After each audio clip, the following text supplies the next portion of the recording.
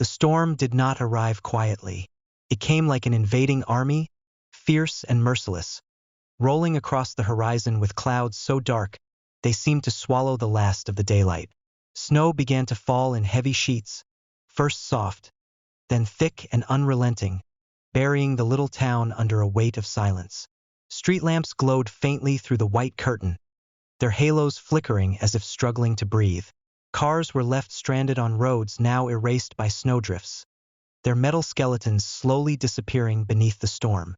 The wind howled like a chorus of restless spirits, tearing at rooftops and rattling windows, making the night feel alive with unseen voices. At the very edge of town, tucked behind a sagging picket fence, stood a wooden house that had endured countless winters.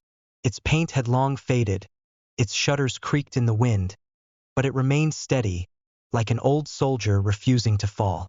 From the crooked chimney, smoke curled upward, quickly lost in the storm. Inside sat Margaret. She was small and frail, her back bent slightly with age, but her hands were steady as she worked her knitting needles. The firelight painted her wrinkled face in gold, softening the lines that told the story of her years. Her gray hair was pulled back in a neat bun, though a few strands had escaped to rest against her temples. Her chair was pulled close to the fire, the warmth kissing her skin while the storm raged outside.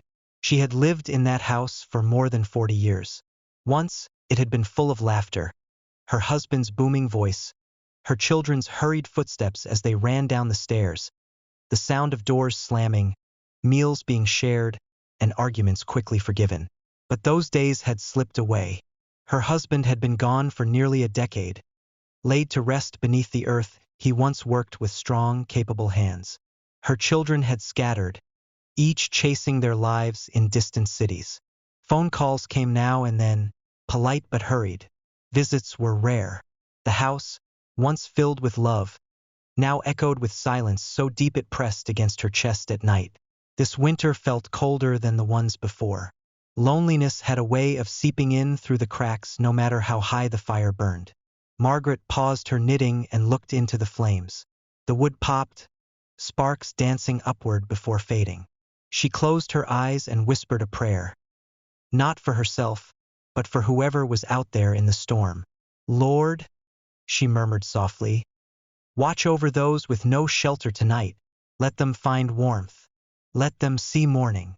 She had no way of knowing how quickly that prayer would be answered. The storm grew louder, hammering the sides of her house, shaking it as though testing its strength. Margaret pulled her shawl tighter around her shoulders. She was used to nights like this, nights when the storm became her only companion, filling the silence with its endless roar. She expected nothing more than to drift into uneasy sleep, her fire dwindling as the night stretched on. Then it happened. A knock, loud, urgent, so sudden it made her jump, the knitting slipping from her lap. The old wooden door rattled on its hinges as though someone were pounding with desperate fists. Margaret froze, her heart thudding in her chest.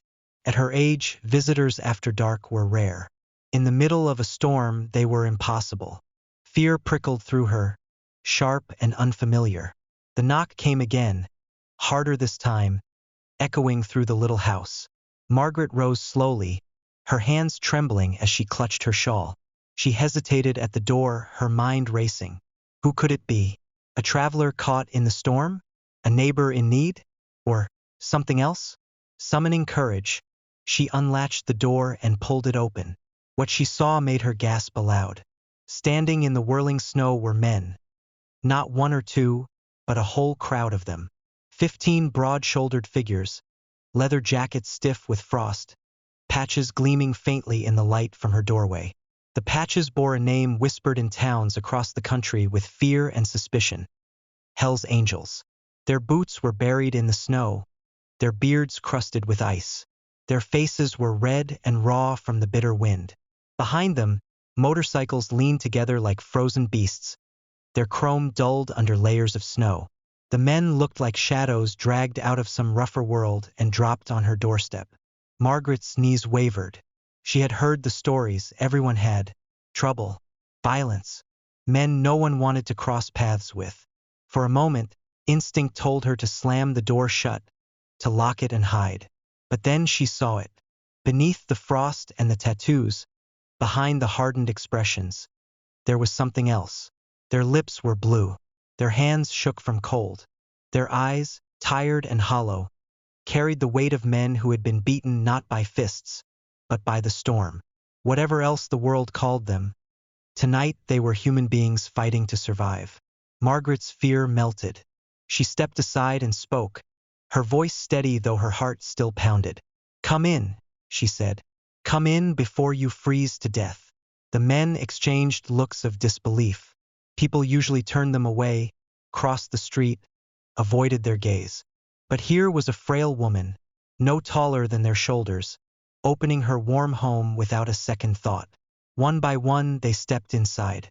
The little house seemed to shrink as the men filed in, shaking snow from their boots, their heavy jackets dripping onto the worn wooden floor. The warmth of the fire wrapped around them, and steam rose from their clothes as the frost melted away. The air filled with the smell of leather, gasoline, and the faint tang of tobacco clinging to their beards. Margaret shut the door quickly against the storm. For a moment she simply stood there, watching these strangers fill her living room. Her floral couch sagged under the weight of 3 men squeezed together, while others perched awkwardly on wooden chairs too small for their broad frames. A few knelt by the fire, holding their hands close to the flames, the relief on their faces unguarded. None of them spoke at first. The only sounds were the crackle of the fire and the storm's muffled roar beyond the walls. Margaret felt the weight of their presence press against the quiet house, but instead of fear, she felt something unexpected: purpose. "You must be starving," she said finally, her voice cutting through the silence. Without waiting for an answer, she bustled into the kitchen, her slippers scuffing against the floor. The men exchanged glances. Some smirked, some shrugged. Their leader, a tall man with steel-gray eyes and a scar across his cheek, leaned back in his chair and watched her go. Margaret opened her cupboards and pulled out whatever she could find. A half loaf of bread, a jar of canned soup she had put away last summer, leftover stew from her own supper. It wasn't much, but she knew hunger well enough to understand that even a little could mean everything on a night like this. She ladled the stew into bowls, her old hands moving quickly, as though she had been expecting company all along. When she returned with a tray, the men straightened in surprise. She served them without hesitation, placing bowls and mugs of steaming coffee in their large hands. Some muttered thanks under their breath.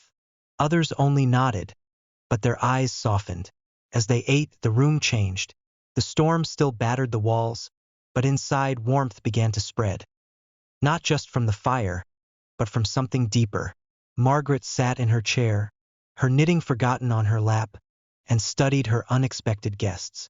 She had heard enough whispers in her life to know what people said about men like these. Dangerous, reckless, wild.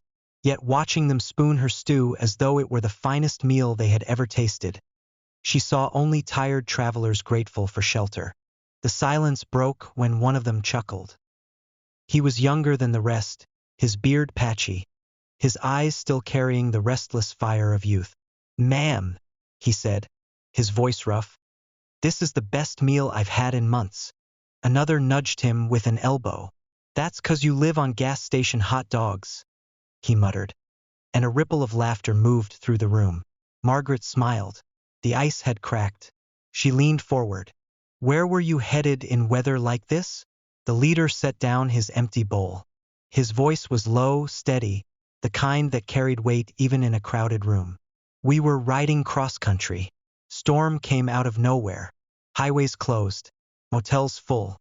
We had nowhere left to turn." The others nodded. A few added their own bits of story, how their bikes had nearly frozen solid, how the snow had blinded them, how they had pressed on until their strength gave out. Margaret listened quietly, her eyes never leaving their faces. She asked no questions about the patches on their jackets or the lives they lived beyond the storm. Instead, she poured more coffee, slid blankets from the closet onto waiting laps, and gave them something far rarer than food or warmth. She gave them dignity. As the hours passed, the room shifted. The bikers, who had entered her home stiff and guarded, began to relax. Their laughter grew louder. Their stories turned lighter. One told a tale of riding through the desert under a sky filled with stars. Another described a childhood memory of fishing with his grandfather. Even the scarred veteran with the quiet eyes shared a soft chuckle at a joke. Margaret sat among them like a queen among unlikely sons. Her eyes twinkled as she listened, nodding, sometimes patting a shoulder with her frail hand. For years she had sat alone by her fire, the silence pressing against her. Tonight, her house was alive again, filled with voices, warmth, and the sound of people who, for the first time in a long while, felt safe. Eventually, weariness overcame them. One by one, the bikers stretched out on the rug, curled up on couches, and pulled quilts over their shoulders. The thunder of their snores shook the little house, but Margaret didn't mind. She moved quietly among them, adjusting a blanket here, tucking in a corner there, her heart swelling with a strange joy. She had never borne sons. Her daughters, now women of their own, lived far away, their lives too busy to return often. Yet tonight, as she watched these men surrender to sleep in her care, she felt as though life had given her 15 sons all at once. Margaret returned to her chair by the fire. The storm still howled outside, but inside her heart was at peace. She stayed awake for a long while, watching the fire's glow dance across leather jackets and tired faces softened in sleep. A smile tugged at her lips as she whispered, "Thank you, Lord. Thank you for sending them to me." And for the first time in years, she did not feel alone. Morning arrived slowly, the storm surrendering to silence. When Margaret opened her eyes, the house was filled with the pale light of dawn slipping through the curtains. For a moment, she thought she had dreamed it all. The knock on the door, the men, the laughter. But then she heard the deep rumble of snores, and when she looked around, she saw them, scattered across her living room like giant children who had collapsed after play. She chuckled softly. The fire had burned low, only faint embers glowing in the hearth. Margaret rose quietly, stoking it back to life before shuffling into the kitchen. She cracked eggs into a pan, the sizzle filling the silence. Toast popped from the old toaster, and the smell of coffee drifted into the room. One by one, the bikers stirred. Groggy faces blinked at the unfamiliar ceiling before smiles crept across them. They stretched, rubbed their eyes, and gathered at the table, their heavy footsteps shaking the floor. "Ma'am," one said, sniffing the air, "are you cooking breakfast for us?"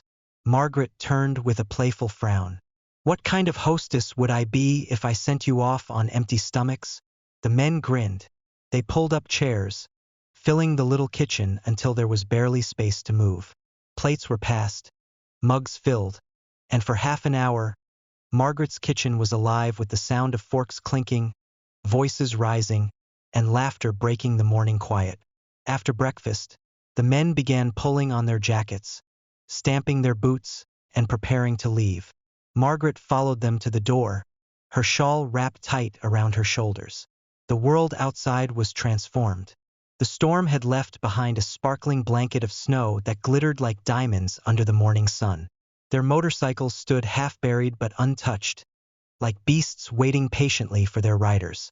Before mounting his bike, the leader turned back to her. His steel-gray eyes softened as he stepped closer. "Ma'am," he said, his voice steady, "we won't forget this. Not ever." Margaret reached out, patting his arm gently. "Safe travels, boys, and keep warm out there." The engines roared to life, shattering the stillness of the morning. One by one, the bikers rode away, their tires cutting deep lines into the snow. Margaret stood on her porch, waving until they disappeared into the horizon. When the silence returned, it felt heavier than before, but not in the same lonely way. Her house was quiet again, yes, but her heart was full. She thought that was the end of it, just a memory, a strange, beautiful night when her house became a refuge for those the world feared. She settled back into her routine, feeding the birds in her snowy yard the next morning, humming softly to herself. That's when she heard it. At first it was faint, like thunder rolling across distant hills. Then it grew louder. The ground itself seemed to tremble, the vibration rattling through her boots. Margaret clutched her shawl and stepped toward the fence, her breath clouding in the icy air. Down the long road leading to her house, she saw them. Not 15 this time, not 20, but 100 motorcycles, their chrome glinting under the weak sun, their engines roaring in unison. They came in waves, a sea of leather jackets and gleaming headlights, stretching as far as her eyes could see. Her neighbors peeked nervously from their windows, whispers rising behind curtains. Fear hung heavy in the air, but Margaret did not step back. She stood rooted to the ground, her heart pounding with something far stronger than fear. The bikes slowed as they reached her little house, engines rumbling like a living heartbeat. They lined both sides of the street, filling it completely until her home was surrounded. When the last engine quieted, a hush fell. The leader dismounted, walking toward her with something in his hand. He looked different in the daylight, his scar less intimidating, his gray eyes brighter. He carried a bouquet of flowers, fresh, colorful, impossible to find in the dead of winter. He stopped in front of her and held them out. "For you," he said simply. "From all of us." Margaret's eyes filled with tears as she accepted them. Her hands trembled as she held the impossible gift close. "We told the brothers what you did," the man continued. "Word spread. You gave us shelter when no one else would. We don't forget things like that." Behind him, bikers began unloading their bikes. Bags of groceries, stacks of firewood, boxes of warm clothes, blankets, and supplies. Tools clinked as others carried them forward. Some knelt by her broken fence, hammering boards back into place. Others shoveled her driveway clear of snow. One fixed the squeaky hinge on her porch door, while another oiled the joints of her rocking chair until it moved smoothly again. Margaret stood frozen, overwhelmed. Her quiet yard, usually so still, was now alive with the hum of work and the laughter of men who only yesterday were strangers.